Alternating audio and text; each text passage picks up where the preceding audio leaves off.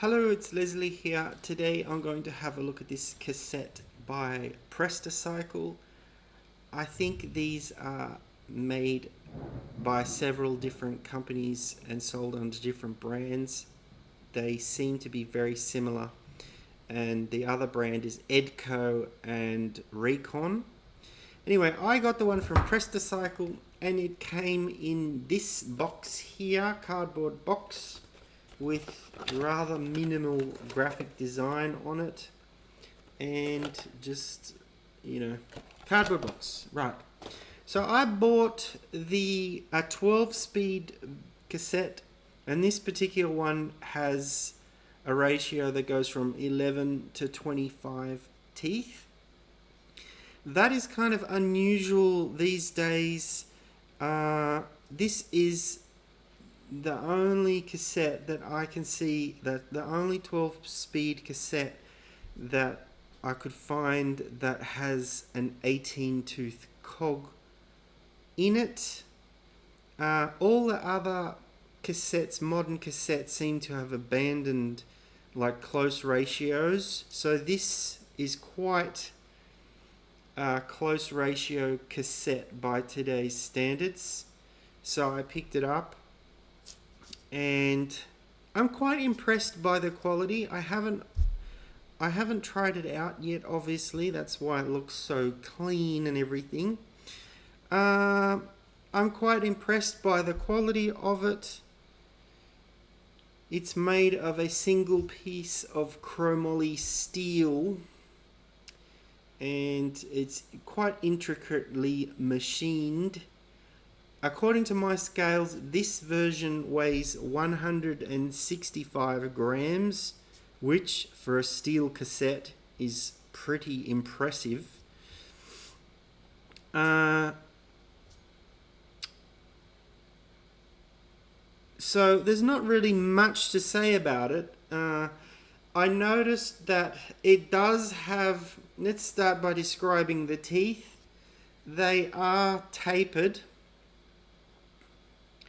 So the teeth are, tapered towards the tops of the teeth. Then there are some thinner sections, like for example here, where you can see. Also, they have this different profile on all the way down. So it's a little bit hard to show you, but so they're thinner there. I'm actually impressed by the machining quality of the teeth. If you look at, I'll try and show you really close up the teeth profile, looking in between. All right. Let me, for example, show you what a super record cassette looks like that is made from stamped metal. So I don't know if you can see it, but it's actually probably worse, because on the Campagnola cassette they haven't gone back and machined it. They've just had a stamped finish, so that the actual teeth, the concave section is very nice indeed. They could probably have made this even lighter. For example, they could have probably had this, like there's a section there which there's like a solid steel, so they could have actually probably drilled holes. They could have probably drilled holes around even just the back of this one. And also, if you look here, there's more of a chance to save weight. There's this kind of a wall of, let me point it out to you. There's a kind of a, how am I going to do this? It's very tricky to do this because it's back to front. So there's a wall there that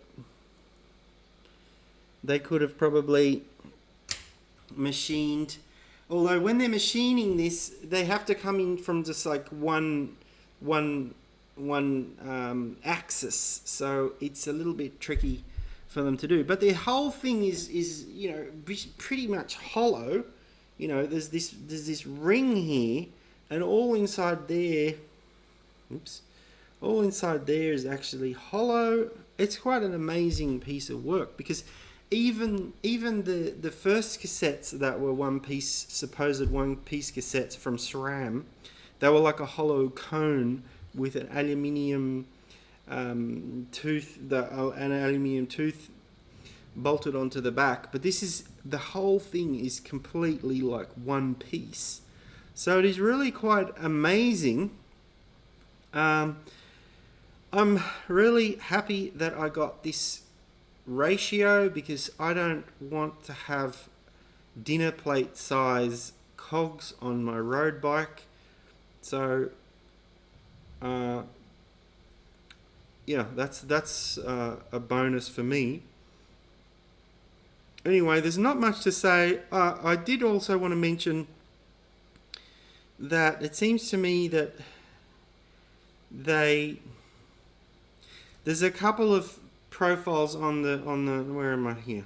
If you look at this here, you can see well, it's hard to show you, but they've kind of chamfered the teeth. They've only chamfered the back of the teeth and a couple of teeth. Like if you look, I can't show you this way, but if you look at the I'll just have to describe it. If you look at this cassette, it's only got a couple of teeth that are machined on the back edge of the teeth. I guess they didn't have room to get the tool or machine bit in there. There's only a couple of teeth that have this machining on the back edge.